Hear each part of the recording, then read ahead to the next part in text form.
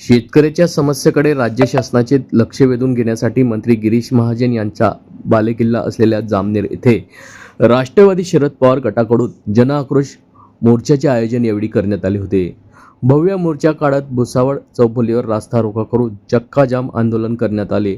शासनाविरोधात यावेळी जनआक्रोश मोर्चाच्या माध्यमातून घोषणा देण्यात आल्या।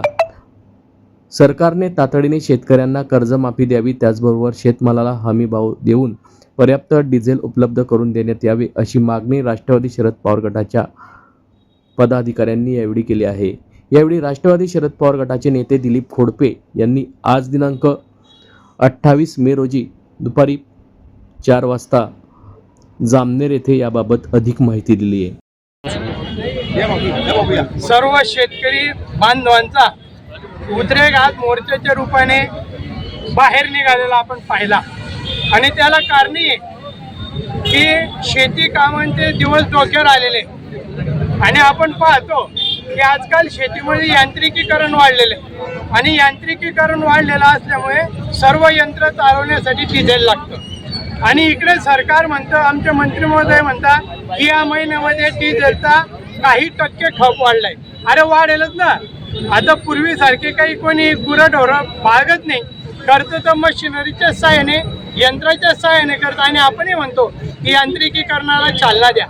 तर त्याच्यामुळे दिवस कमी आहे आणि त्या कमी दिवसामध्ये कामं करणे म्हणून शेतकरी दिवस रात्र मेहनत करत असतो, कामं करत असतो आणि नेमकं मध्येच एक तुगलकी फरमान निघालं की कॅनमध्ये डिझेल द्यायचं नाही। का द्यायचं नाही? अरे शेतकरी जर कधी ते ट्रॅक्टर घेऊन आला तर तिकडे त्याच्या कामाचा खोळंबा होईल आणि त्या पेट्रोल पंपापर्यंत त्याला 5-10 किलोमीटर येण्यासाठी त्याचे 2-4 लिटर डिझेल तिथेच खर्च होईल।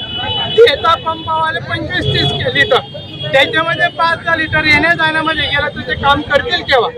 म्हणून आमची आग्रही मागणी आहे की काही पेट्रोल पंप हे फक्त शेतकऱ्यांसाठी राखीव करावे। बरे जास्त दिवस नाही, फक्त 15-20 दिवस लागणार आहे आणि डिझेलचा मुबलक साठा मिळावा आणि त्याचबरोबर जे गाजरं दाखवले जात आहेत की कर्जमाफी केली जाईल, पीक कर्जाचं माफी दिली जाईल, तर हे सगळे जे आहेत पीक विमा दिला जाईल, हे गाजरं दाखवले जात आहे ते प्रत्यक्षात आणावं हीच आमची मागणी आणि त्याच्यासाठी शेतकऱ्यांचा अंत पाहू नये। कारण की सरकारने लक्षात ठेवावं, शेतकरी जगला तर देश जगणार आहे आणि देश जगला तर तुम्ही राज्य करू शकणार आहे। म्हणून पहिल्यांदा शेतकरी आणि मग बाकीचं एवढाच विचार करून शेतकऱ्यांसाठी सर्वतोपरी सुविधा उपलब्ध करून द्याव्यात हीच आमची मागणी। मागच्या वर्षापेक्षा जवळपास दुप्पट दर झाले, मग शेतकऱ्याने करायचं काय? याचं शेतकऱ्याला आणि शेती संपवायचं कट कारस्थान मला दिसतंय आणि याच्या विरोधात सर्व शेतकऱ्यांनी, सर्वसामान्य जनतेने, कारण शेतकऱ्यांकडूनच धान्य पिकेल तर जनता खाणार आहे, म्हणून सगळ्यांनी जागृत होऊन या विरोधात आवाज उठवावा एवढीच अपेक्षा मी या प्रसंगी व्यक्त करतो।